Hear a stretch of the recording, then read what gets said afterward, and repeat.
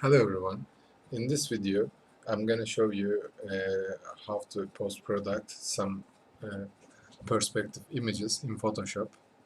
I'm going to show you how to add human figures, trees, and add more shadows on it.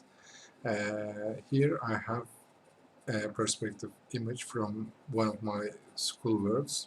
Uh, I've been already add some trees and humans on it, but I deleted that layers, then I will show you how to make it, and I'll show how what is the tricks to make it more realistic. You can use it on some realistic renders or some quick perspective views for your studio meets, etc. And first thing, you need to have a perspective view. Then you can choose some human images. I can show you from here. I've already choose some images from Google. There is two ways to find some human images. One is just searching on Google and may play on it on Photoshop, and you can also buy some stock images. They have better qualities and maybe some vectors. Depends on your uh, concepts of drawing. I chose some realistic images. I'm gonna put them into my perspective view. You can just take the image and put on the Photoshop, so image comes like this. So as you can see, this is not a good quality of image, but we will make it. So first thing, take the image layer on top of the others, then press W to select the white part, then delete it, and it gives an error. You should rasterize the layer before you want to change something on this layer. So we make it and have an human figure here. So what you need to do is change the proportion of it to have some good quality view of this perspective. I want to put this human into here, so you need to understand the scale, how you're going to make it. You know, this door is some kind of about 2 meters, so I need this human lower than that, maybe 180 it can be, then be okay. While you're stretching images, you should choose this part or this part and press shift to not to change the proportion of it, only the scale. As you know, this is fine actually, and I'm not gonna put any shadow on it because there is already a shadow here. So I will also want to add a tree, which I already use in here. Let me find the tree image. Okay, I was adding a tree in here, but I'm gonna select the layer. Just press right click and choose the tree layer, and I want to change proportion of it a little bit because it blocks some view of the building. That's why I made it a little bit smaller. Then when you put a tree, you probably want to add also shadow of it, because otherwise it doesn't look realistic. I press Alt and choose the layer, press Alt and copy the tree. This is important to have some, this is important, and I'm gonna show how to make shadows of images.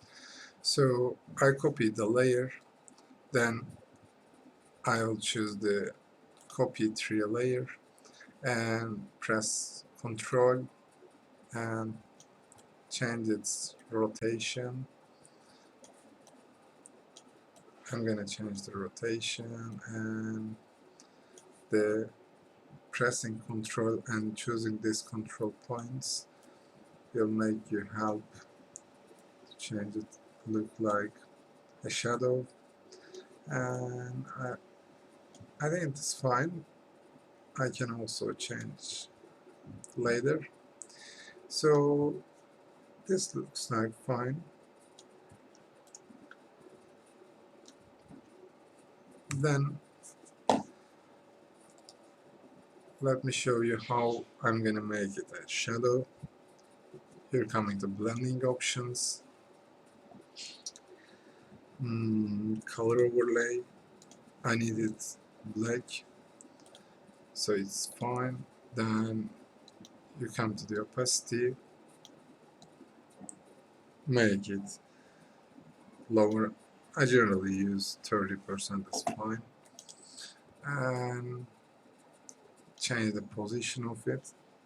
It was fine, but I'll change it a little bit more. Then we have a shadow. Make sure in this perspective images, make sure that you're using same directions to show shadows. You know, there is a shadow of the building, so the sun comes here, and the other ones has to be appropriate. And we have some, in this part it doesn't look so well, then I'm gonna choose this and come here and delete this part because, okay, again, rasterize layer, and this is actually fine. So this was the two important tricks.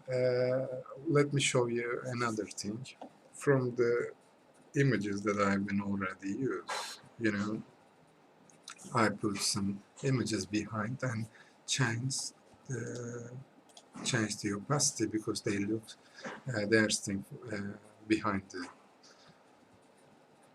glass. Then it is important. And also let's show something else more.